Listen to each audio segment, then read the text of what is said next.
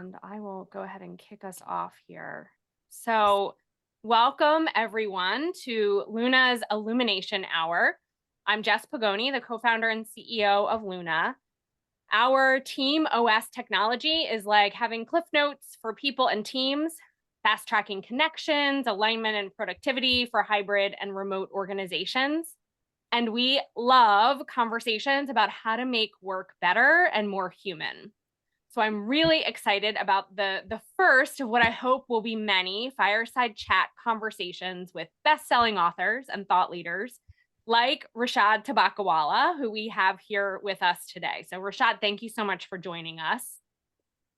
I am going to do a quick, well, sort of quick. Rishad, it's hard to do a quick bio on you because you've got such an illustrative career, but I am going to share with everyone some of your background to tee up our conversation, and then we'll jump into the dialogue.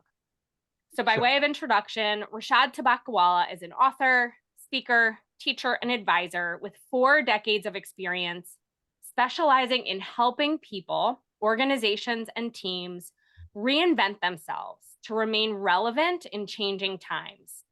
He specializes in unleashing talent and turbocharging productivity by delivering perspectives, points of view, provocations, and plans of action, but no PowerPoints. And he's very firm on that. We are not doing PowerPoints. Rishad's best-selling book, Restoring the Soul of Business, Staying Human in the Age of Data, was published globally by HarperCollins and focuses on helping people think, feel, and see differently about how their companies grow, how their teams and themselves can transform in changing times. The Economist magazine called it perhaps the best recent book on stakeholder capitalism, and Strategy magazine named it one of the 5 best business books and marketing book of the year. Rishad's thought letter, a favorite of mine, is called The Future Does Not Fit in the Containers of the Past, and is read by over 25,000 leaders every week across industries and around the world.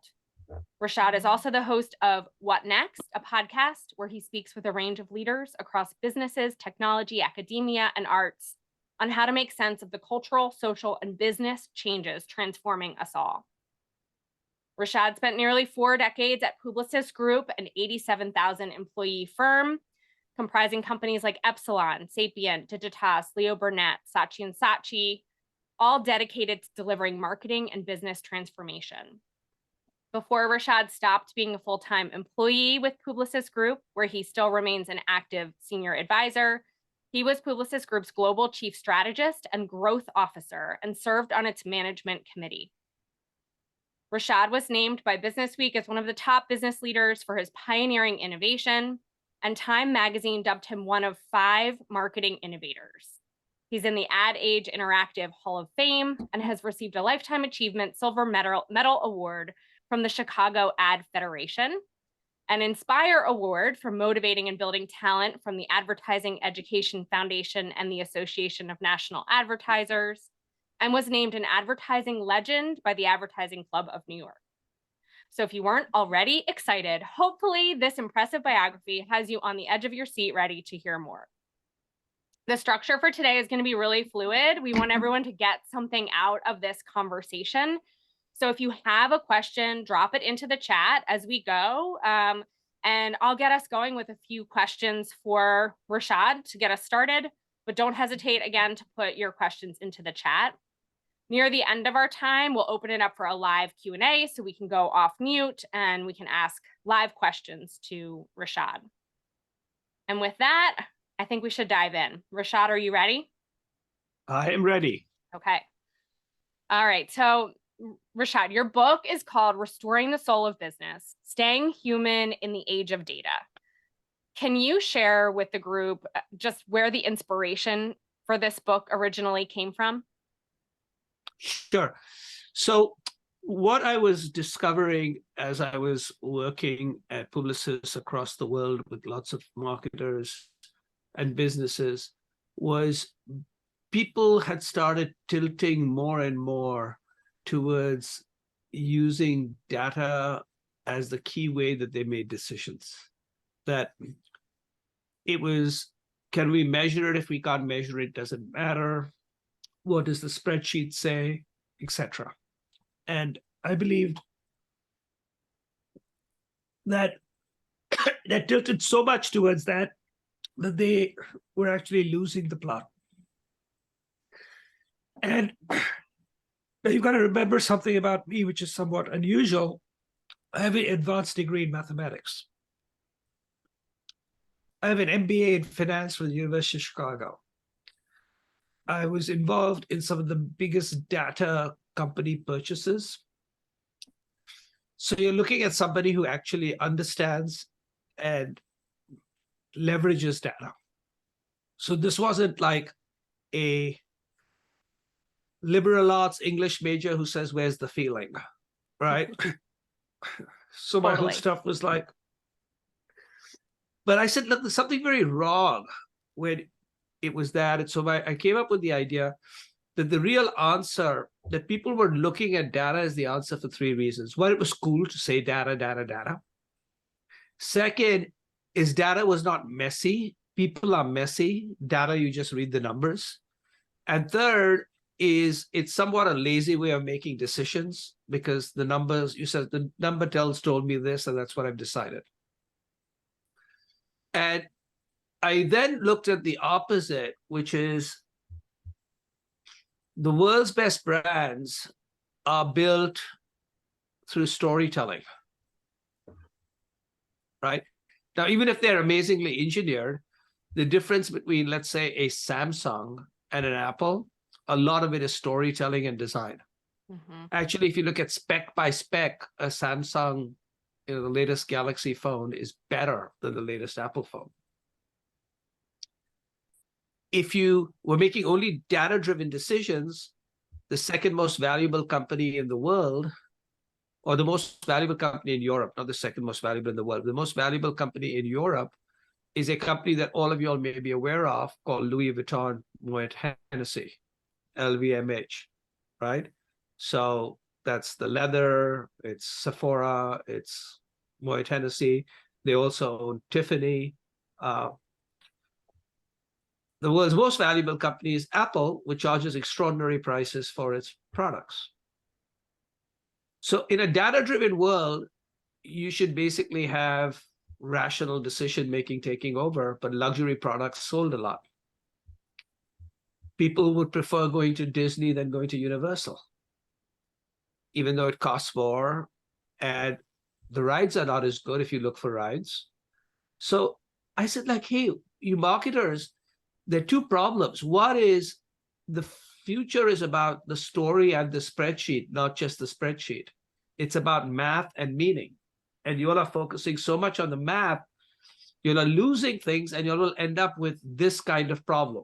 And let me show you the problem. So I'm going to show, and this is how I eventually convinced big brands to think differently. I went in and I talked to them about marketing successes, but more importantly, if you were talking to very senior people, stock prices, how well a company did in market cap and valuation. Because my stuff is, it doesn't matter what I think, but if you get more share and your stock increases or your price of your stock increases, maybe that's a good indicator that might be the better model, especially if it stays elevated for a while and it isn't a one-time thing. So let's look at the 4 airlines in the United States which are dominant. So the 4 airlines that have about 75% or more of market share are American, United, Delta, and Southwest. Now you look at American and United on one end and Delta and Southwest on the other end, and here what the differences are. They fly the same planes to the same airports under the same FAA rules, right? They don't fly to different airports. They fly to the same airports, more or less, when they compete. The same planes, same FAA rules, same unions, same broad ground union. 2 of those airlines have gone bankrupt 5 times. 2 of them have never gone bankrupt, and 1 of them never lost money till COVID. What's the difference? People, culture, storytelling. Mm-hmm. Southwest and Delta. One company has 2 companies have 30% and higher turnover of talent. The other two have less than 10%. Two of them have very high customer satisfaction scores, two have low customer satisfaction scores. Two of them run it by math, machine, and numericals, and two run it using math, machines, and culture, and people and storytelling. Look at the difference before Doug McMillon came into Walmart, the difference between Walmart and Costco. Same businesses, but Costco basically gave more power and more local power to their local people. They made more money per square foot and higher retention and better stock price. And I would go category after category. And I'd say, if this is about math, that it should be the companies that are focused on the math should be winning. But this is not just about the math, because you eventually end up with doing very crazy things. But it's also not just about storytelling, because I would remind people, let me give you a company that was built on storytelling. WeWork, all story, full of bullshit. They claimed they were a technology company, but they were a real estate leasing company, right? So you need both. And so that's the reason I wrote the book, which is you have to remain human in this age of data, otherwise you'll lose the plot. It makes so much sense, especially the way you map it out for us with those examples. And I love that there's kind of clear data behind your answer. So we're looking at stock prices. This isn't just like a feel good kind of moment. Yeah, so it's more, you have to so look at this is a the trick that all of you all should do. I use the thing that people believe in to disprove the thing they believe in. Yes. All right. We're all going to write that note down. I love it. So Rishad, okay, I'm going to jump into chapter 2 of your book is called Managing the Dark Side of Bright Screens, which I happen to love the title of this chapter. And you're framing in this chapter how historically we've relied on face-to-face interactions to build relationships at work.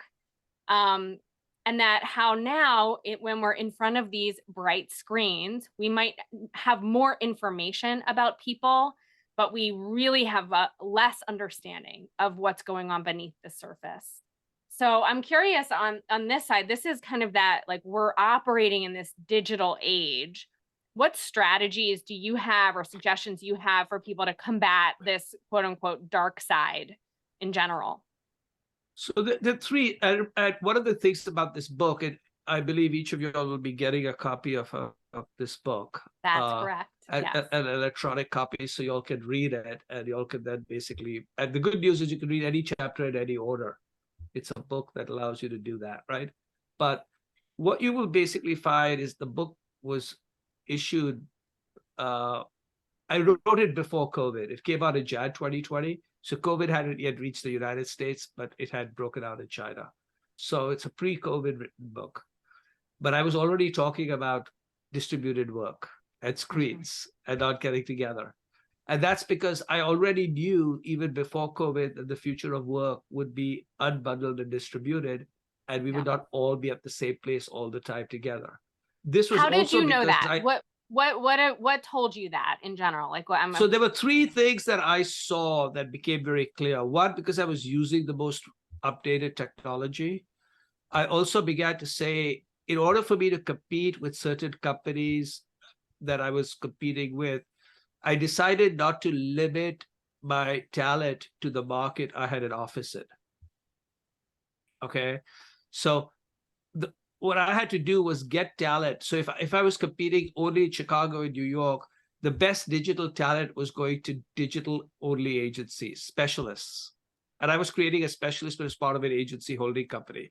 So I was competing with organic.com and agency.com and Modem Media. And they were giving, they were the jazzy places that if you're in the market, you could get stock or you could get whatever. So I said, but there are lots of very talented people that I should be able to give a job to that they won't because they needed you to be in the office. So I basically reached out to people and said, if you're in Milwaukee, you're in any place, you could work for me or work with this company. What we will do is we will make it a point to try to cluster people together. So we actually created 3 or 4 clusters of people, right, across the US. And we said, you all should hang out together when you all can. And then once a quarter, we would all get together. Okay. And Sounds but familiar. I also, yeah, and so I'd already started doing this. I knew how it could work, right? It could basically work. But I also recognized that there were certain things, there were lots of benefits of distributed unbundled work, everything from more control over your time, diversity of talent, the ability to, focus on other things in life besides work, all of that. But there were also some downsides, and those were sometime in relationship building, sometime in learning, sometime in sales capabilities, sometimes in creativity, right? It can't be done, but it was sometimes downside. So we offset that. And eventually I began to realize that most physical meetings that we were having in offices was stupid because they were not actually meetings. That was the big thing in my book, right? So I said, here's what a meeting is. So I said, this is what, in fact, I then convinced people that many Zoom meetings are better than physical meetings. And you might say, like, what's wrong with you? Have you drunk too much? No, not yet. No, I tend to agree. Right. I'd be curious about the comments in the chat here, but here is why. So when you go to a meeting in an office conference room, you're not going into a meeting, you're going into a stare-a-thon. And what I mean by a stare-a-thon is you are sitting there staring at one of three screens. It's not a meeting. Everybody's staring at one of three screens. A big screen where there's a PDF, a PowerPoint, or an Excel.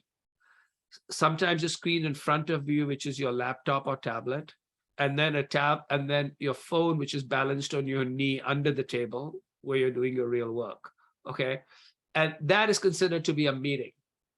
And it goes through like this protocol of what a meeting is supposed to be.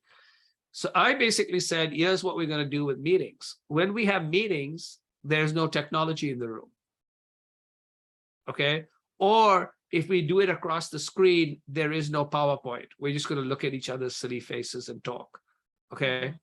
If you need to basically have supporting evidence, have no more than a slide or two. And if it's a physical meeting, bring it printed out that we can look at and not on a slide.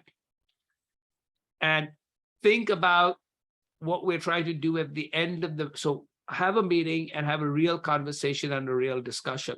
And just a few of those are worth lots of these stare-a-thons, right? If people can read stuff, why are we sitting there being presented like school kids?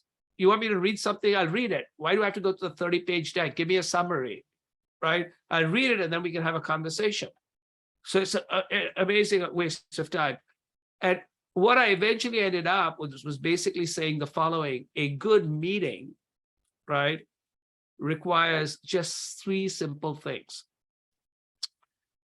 When you come out of a meeting, whoever was in a meeting should come out with the following three things. Number one, clarity, which is, what the hell am I supposed to do now? How many meetings have we got into where you have no clue what the hell we're supposed to do after the meeting? Yeah. Okay, so that's clarity. So if I went into a meeting and I've come out of the meeting and nothing has changed, it was a stupid meeting. Okay, but okay, here's what I got to do. What am I got to do differently? So that's one. Number two is, do I have a belief? Do I actually believe I can do it? So there are many meetings you go into where people yell and scream at you and you know what to do, but you come out feeling like terrible, right? Rishad, you suck, you're useless, this is what you need to do. So I would go out like, trembling, not knowing what the hell I'm, So I knew what to do, but I was like, I don't know if I even know how to do it. Okay. And third is, how many meetings have you come out of where you went in with an energy level of 8 and you came out with an energy level of 3? Right? They were like some drugs that drained you of all your like vital energy. Okay. And so you need to leave a meeting. So I would always say, when you come out of a meeting, you need to come out with clarity, which is, I've learned something that I can do differently. I believe more in myself than I went in before, and I have a sense of energy. Right? I said, that's how you define a meeting. If you can't hold a meeting with one of those three things, you can't, sometimes you may not able to do all three, but if you can't do at least one of the three, why are you having a meeting? And if you notice, none of it is about transferring information. Right. It's a great point. And I think maybe a good reminder for everyone listening. I'm guilty, certainly, of needing to transfer information for sure. But I think you're right that we don't necessarily always need that to be the tool that we're using in that particular example. Yes. So in chapter 3, Rishad, you talk about the quest for meaning in the modern workplace. And you talk a bit about this balance between the story and the spreadsheet, and where that's meaning is really what matters.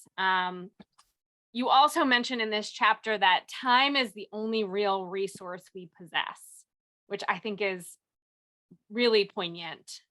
So can you share a little bit about why it's important for us to be thinking in this way, the balance between that story and the spreadsheet, and the importance of time, especially in this hybrid, remote, distributed working world? Yeah. So one of the things, there's a lot of, I just pulled out the chapter. So this entire chapter is written around a particular line. And the line is, when somebody asked me, what is life? Okay, so obviously I'm in marketing and I sell advertising. So you could say, look, I sell burgers. Why am I asking these questions about what is life? Okay. But like, what the hell is life? Like, let's just think about that. Like I've written out like, what is success? So what is life, right? So my definition of life is a journey through reality and time in search of meaning. Yeah. Okay. So life is a journey through reality and time in search of meaning. Okay. Now, so the key is, it's a journey. That's one. It's through reality and it's through time and in search of meaning. Now, if you basically think about the fact that 50% of our life, our waking life, is spent working. Not to depress everyone here. Right. So 50% of our waking life working, if you don't find any purpose, value, or meaning in that 50%, what are you doing? Mm-hmm. Right? Especially when you are 10 years into your career. The first 10 years, like I've written about, like you do whatever, someone gives you a job, you just do it. Okay. But over time, you start basically saying, what the hell am I doing? And if you actually look at people, and so then I say, okay, what is meaning to you? Now, people can define different meaning, right? And they might say, meaning to me is I want to basically have not for too many people, but I've come across people who say, I want to have basically a private jet. Okay, whatever. Okay. But if that's meaning for you, that's fine. So then if that's what you have to do, and you're going to spend your entire life, 24 hours a day, doing miserable things to get a private jet, be it. Or you enjoy what you do and you get a private jet, do that. But what are you trying to do? But the reason I had this, it's through time and reality, is because we learn and we grow as people. And part of work is we should be learning and growing. So my whole stuff is, if you go to work and all you're doing is you're growing your work's bottom line, your company's bottom line, or your client's bottom line, and not growing yourself, that's not a good job. Regardless of how much they pay you, it's not a good job.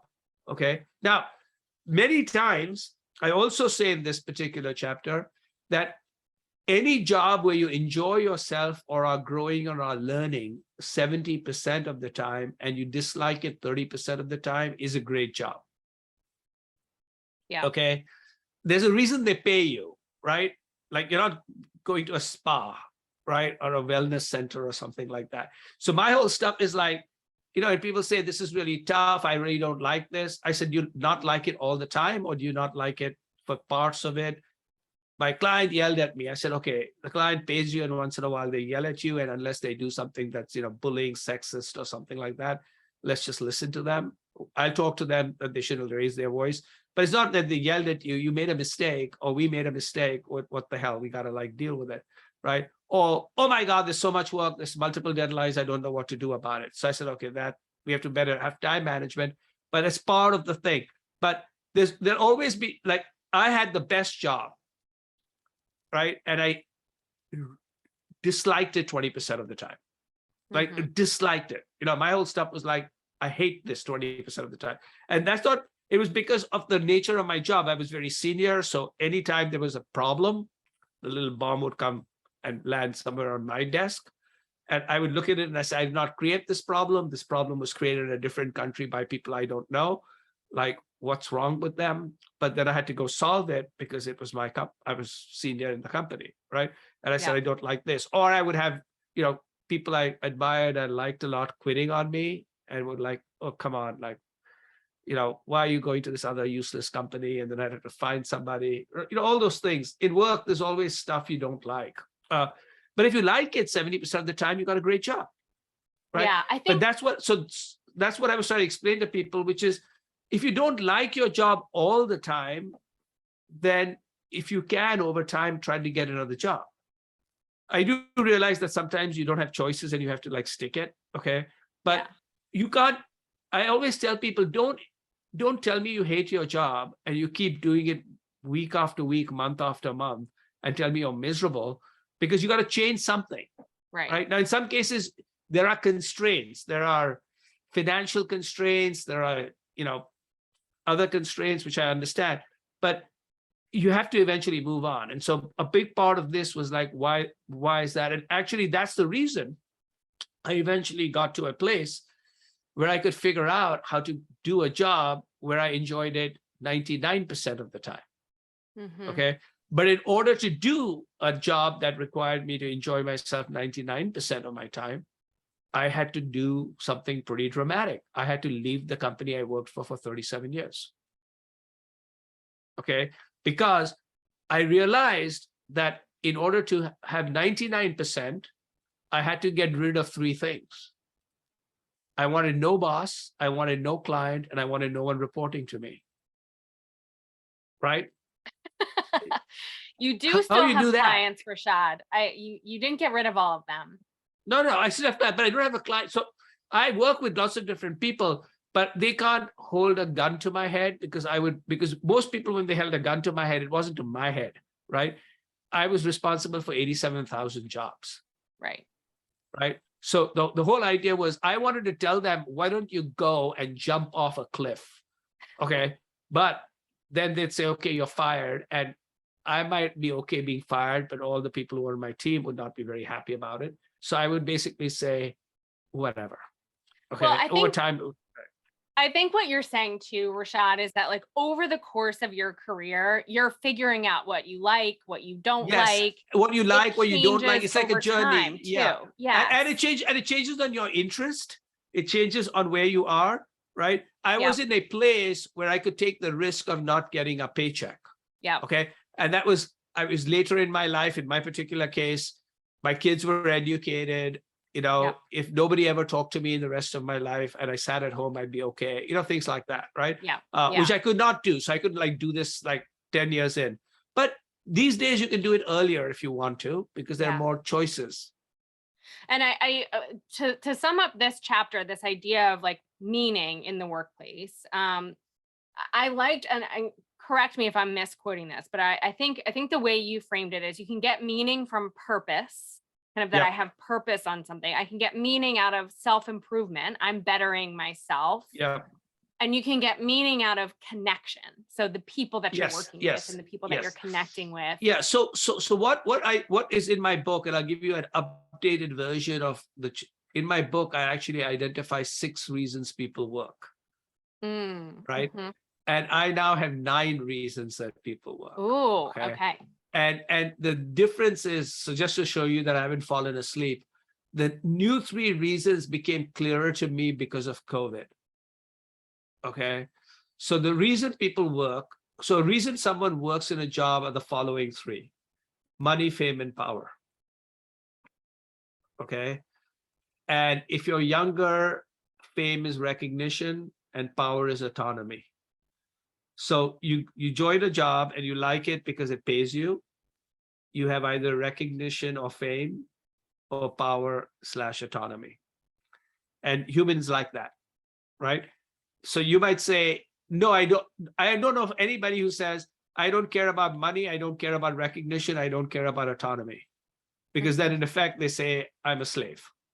I won't pay you, I won't recognize you, and I'll tell you what to do. Nobody works for a company like that, right? So money, fame, and power. But fame, as I said, is recognition, or power can be autonomy. But people stay at companies even when other companies come and tell them, I'll pay you more money or give you more power or more recognition. Why? And those were the three, which are purpose, values, and connections, right? Which is they like what they're doing, they feel valued, and they feel connected to either their clients, their employees, friends. So I had the reason as to why people join and why people stay. Because of COVID and some research I did, I began to understand that there were three additional reasons. And I've now been telling a lot, or not advising a lot of companies, saying, this is what you have to solve for, not how to get people back to the office, right? So I said, solving for getting people back to the office is solving the wrong problem. Okay. And even if you were to solve that, I wouldn't solve it that way. I would basically say, how do I maximize the benefits of in-person interaction? Of which, by the way, the office happens to be one component of doing that, not the only component, right? Of which is important. So, but here are the three things I found. And I allude to one of them in the book, but these are the three. One is freedom. Okay. And freedom has become a huge thing because people have seen degrees of freedom, and they've seen their companies doing well and they're being able to do different things. And so when someone says, as I tell senior people, I said, the animals have left the zoo and they're not coming back into their cages. Even if you give good fruit in the cages, they're not coming back. Okay.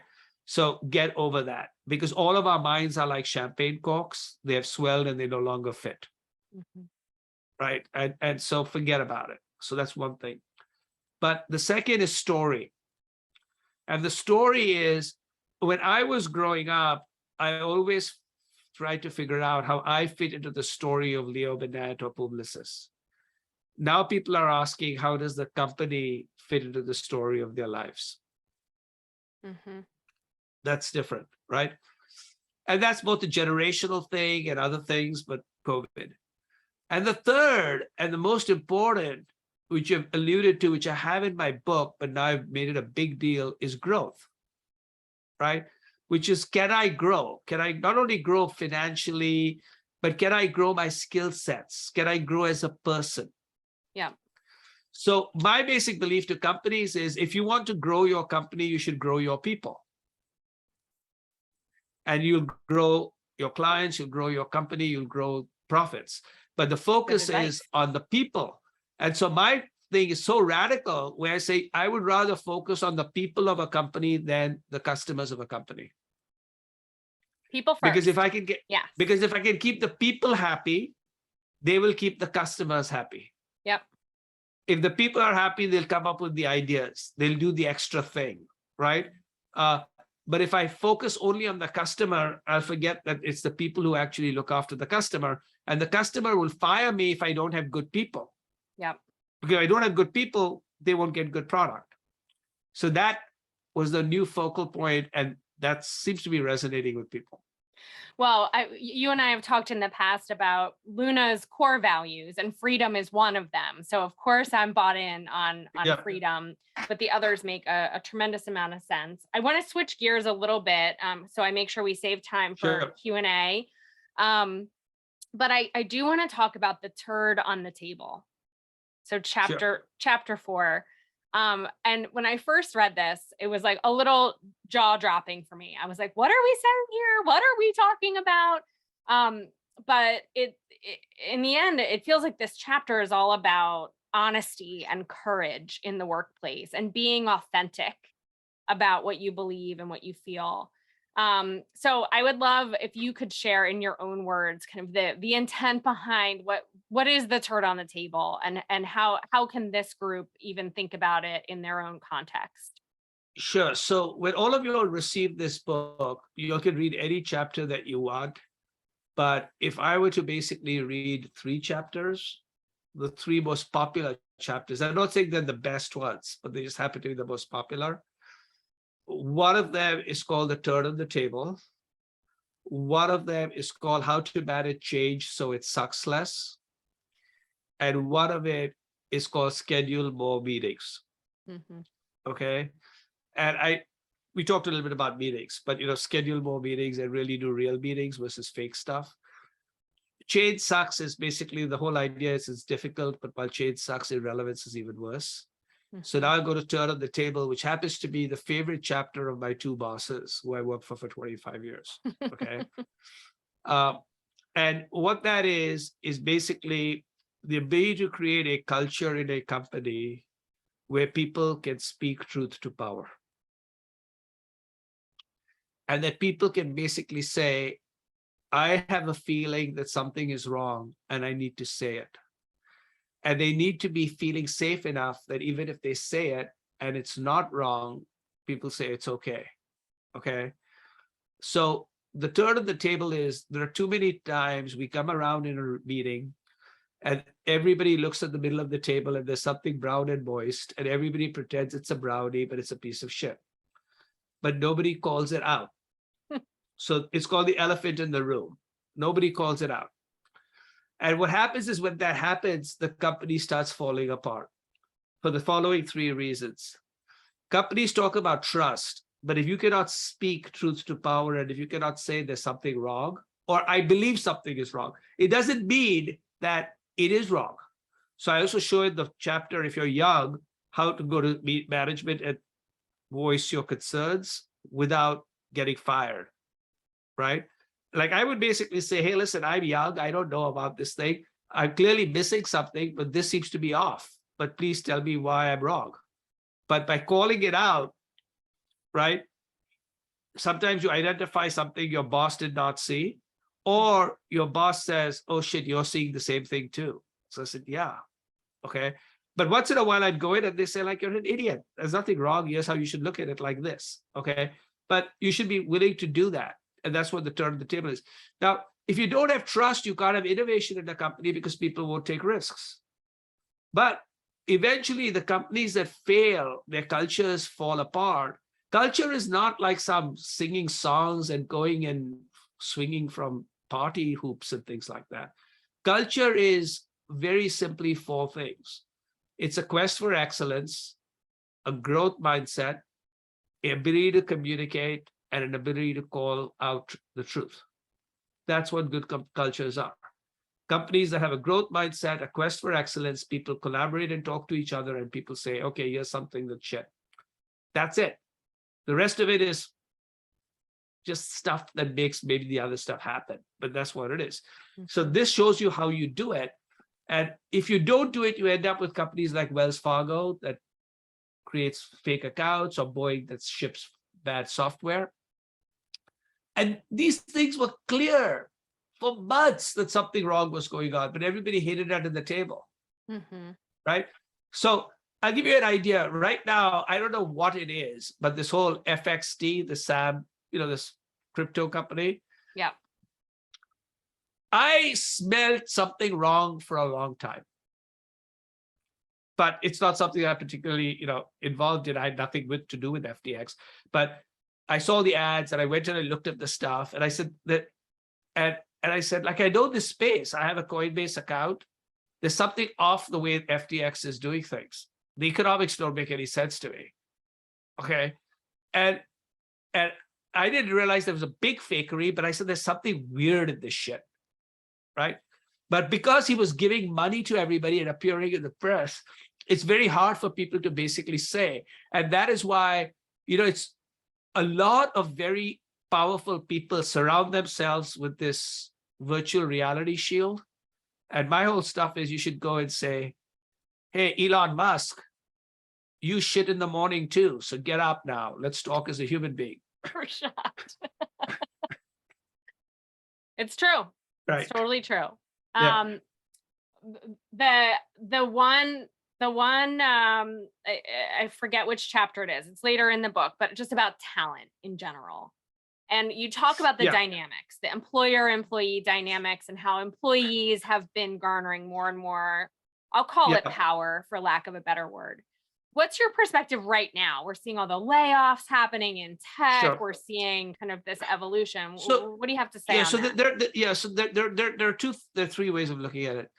One is I basically believe that the long-term trend, and I might be wrong, and I've often been wrong, but I believe that the long-term trend is more and more power is going to uh, the to individuals, labor, than capital. Okay, I'm not saying capital won't have power, but the balance of power was about 85, 15, 80, 20. It's more likely to go to 50, 50 or 45, 55. Okay. Mhm. So the trend is very much towards, I'm not saying capital doesn't have power, it does, but it's much more the two. And the reason for that is because all of us over time have got many more optionalities and flexibility. So if you think about what people were doing 50 years ago in the workplace, they had much less power as individuals as they have now. Now, in white collar work, unfortunately, in blue collar work, they have less power today because of the breakdown of unions, okay, which might be coming back. But in white collar work, it was different. Now, so when people basically say, now we can control these people because it's no longer a growth thing, and so now these people are going to listen to us, otherwise we're going to fire them. I said, don't do that for two reasons. Overall, there are still more jobs than there are people. It just so happens that technology and media are the two places where the jobs are being most hurt, right? If it comes to hotels, travel, hospitality, nursing, lots of other places, agencies, right? We have 4,000 open jobs at Publicis. Okay, so who's going to start treating the people badly there, right? So it's not, we get the headlines, but overall, there are still many more jobs in the US than there are people. And by the way, it's going to worsen in the US because of two reasons. Aging, 10,000 people turn 65 every day. And this, most people don't realize, this population in the US is about to flatten and go into decline. Yeah. Right? So the number of people are also going to basically be fewer. So there's going to be a grappling for people. So that chapter basically says in the future, companies will work for talent, talent will not work for companies. So I'll give you the updated version because I'll show you the most updated version. And the most updated version was I was asked to go to Paris, which I would have loved to go, but I had a speaking engagement in Toronto. So I did not go to Paris to speak to the 30 most senior executives globally who manage talent for my old company, which I still advise, Publicis Group. So they said, okay, Clown, come to Paris, let's do a little seminar with our top 30 people.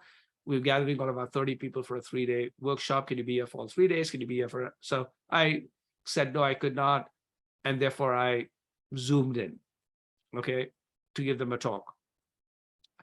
And my talk was something that is what a part of what my new book is going to be, which is about work, is I ask a very simple question. Why do we work? Who do we work for? What is work? Where do we work? When do we work? So all the, the how, which, where, just ask those questions. And my own basic belief was, and then I used my story because that's what I was asked to tell because people in the company know me, right? So, and this was actually very true. So when I was planning to do this new career, my fine wife basically said, loser, you're going to be miserable and you're going to be a total failure, which is obviously what wives are supposed to say. Okay. So I said, okay, thank you very much for your great support. And my daughters, who are both in their 30s, said, yes, we agree with mom, useless. So I said, what is the problem? They said, you've worked for 37 years in this company. You've done really well. Nobody's asking you to leave. What is your problem? Okay. So I said, I want to enjoy myself 99% versus 80, and this is how I can do it. And anyway, they gave me enough, I still did it, but I went and did a lot of research. So one of the books I read was Retirement and Its Discontents. Okay. And there was something in that book that made me realize what my kids' wife was saying was actually true. And what I was saying was, I don't need to work anymore like I used to, because I don't need to earn money like I used to. Okay. You clowns are educated and you're on your own, and all of that kind of stuff. It's a different deal. And therefore, I can trade money for more control of my life. Okay. But that wasn't the reason. That wasn't the key thing. What I figured out is that people work for 5 reasons, of which only one is money. Like, as you get successful, right? And the others have tied in with some of the things that I said before, which is they are looking for growth, which is what I talked about, right? But they're also looking for community. They're looking for identity, and they're looking for purpose. Because when a business person or a doctor stops being a doctor, a business person, or a teacher, someone asks them, what do you do? Who are you? And in the United States, you are your business card for many people, right? So people don't ask, people say, where are you from and what do you do? And you say, okay, I'm from Philadelphia.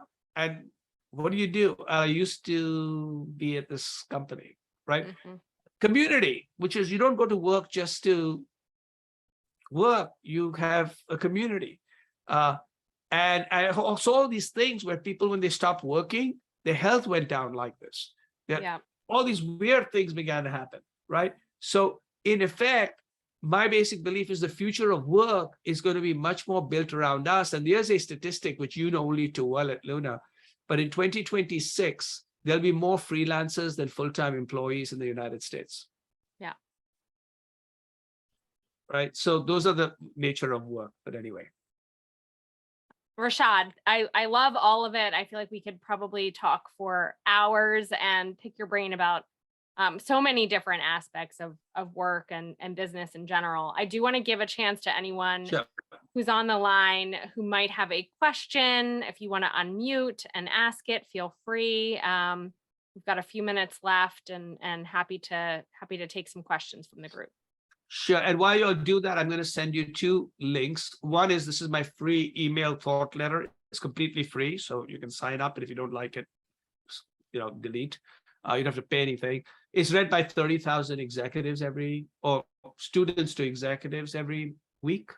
And you might find that, interesting. And the other is the best of my writing since I wrote my book, though it has some of my book, is on this link. So I've taken all my weekly writing, which I've done 121 weeks in a row, and I've organized it into 12 categories, each with 5 or 6 articles, everything from how to build your career, how to grow, what's the future of marketing, to everything else. And all of this is completely accessible. It's 100% free in every way. There's no ads, there's no affiliate marketing, no subscription, nothing. Thank you, Rishad. You beat me to it. I had your 100 curated posts all queued up, but you beat me to it, and highly recommend the newsletter. I look forward to every Sunday when that comes through. So, Toby, I feel like you have to have a question here. I'm picking on you. I was thinking of a turd to throw on the table.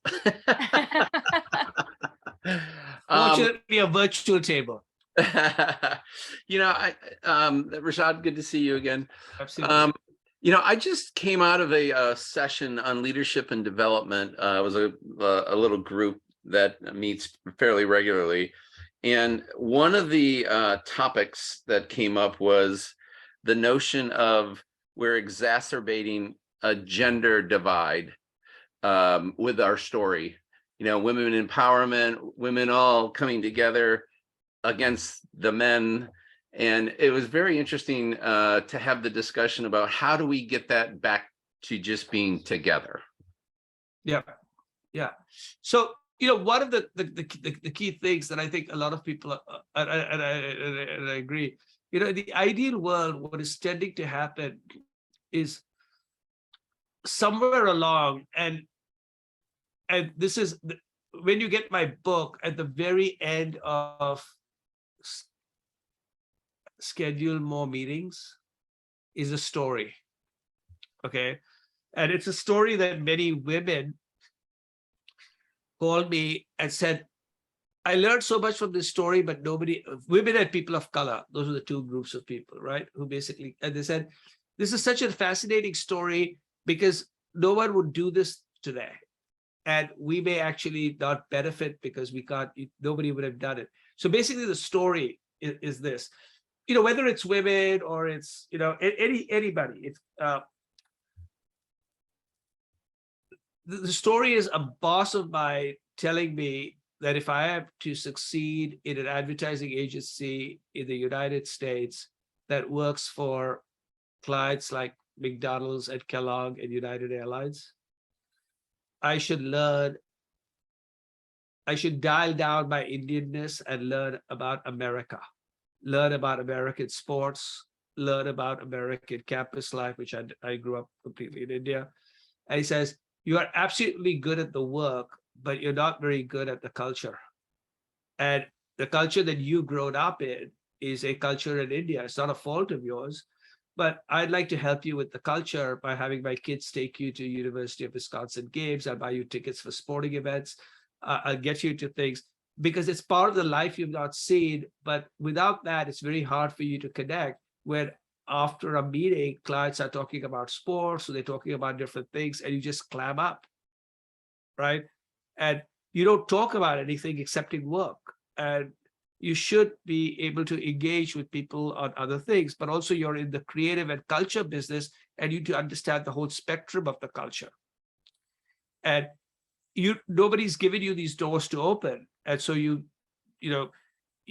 haven't got to sporting events. You don't know what, university life is outside of University of Chicago, which is a graduate school, is not a real university. Okay, you haven't got to homecoming games. I'm going to show you that. And that has basically been very, very, very important. But today, the reason that article, this is to your point, Tobin, which is that it's become so sensitive, nobody asks questions because people basically would like, so what I would tell people is I could have heard that and basically, so what people basically said, that conversation would have been illegal today. So I said, no, it would not have been illegal today because the way he basically said it was, right? I believe for you to succeed in work, you need to basically be more aware of the culture of the country you happen to be operating in. You've grown up in a different culture, and I need to give you the opportunity to learn this culture. What is illegal about that? What is illegal? Right? Now, I could take it as it's anti-Indian. And so my basic story is, if you look at every criticism as a criticism, now, there are things that are clearly sexist and racist and bullying, which you should never accept, right? But if you basically listen to a criticism and listen first, is the person trying to help you and identify a problem? And most people are. Or are they trying to help you and identify a problem, but they haven't exactly said it correctly, which maybe most people are. And so what has now happened is unfortunate that nobody talks to anybody. So I've written a piece called Feedback, right? I grew because I had bosses who would kick my butt every 2-3 weeks, even when I was really senior, right? And it wasn't like you're going to get fired, you're useless, and you're miserable. But the whole stuff was, you operate at a level of excellence. How come today it was just very good? Right? And what happened? And then they say, here's why it was very good. A, you fell asleep, or B, you became very arrogant, or C, you didn't do your homework, or D, you didn't read the signal. So we read the signal, read the signal, right? And that allowed me to get better and better and better. But it was also because I knew they liked me and they supported me. And this wasn't like, I'm trying to make you, right? So I have this podcast. If you haven't heard it, you should. It's called What Next. You can find it on, I'll give you the link to it. It's available on every major platform. But the reason for this particular thing, Toby, that it's the best way of answering your question is to listen to, it's not me because I don't have the answer, but to listen to this lady who is a coach to a lot of people, including was a big coach at Google and places like that. And she's written a book called Radical Candor. And now she's also written another book on diversity. And I'll just send you, it's it's a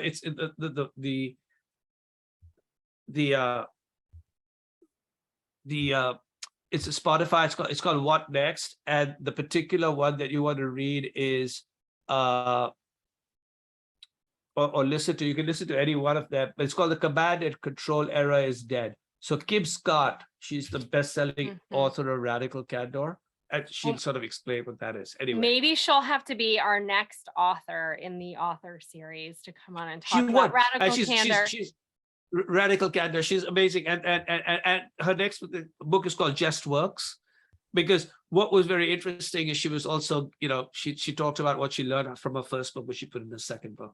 But hopefully that incredible. helps. Well, Rishad, thank you so time. much for being Perfect. here. I want to be mindful of everyone's time. I know, Toby, you need to Perfect. drop, and Perfect. thanks everyone Thank you, else everybody. for being here. Rishad, really appreciate all the insights and looking forward to getting your Absolutely. book into everyone's hands. Thank you. Thank you for getting it. Keep a starving author in food. Of course, of course. All I'm right. sure we'll be in Bye-bye. touch, Rishad. Thank you so much for the time. You bet. All right. Thank bye. you, everybody. Bye.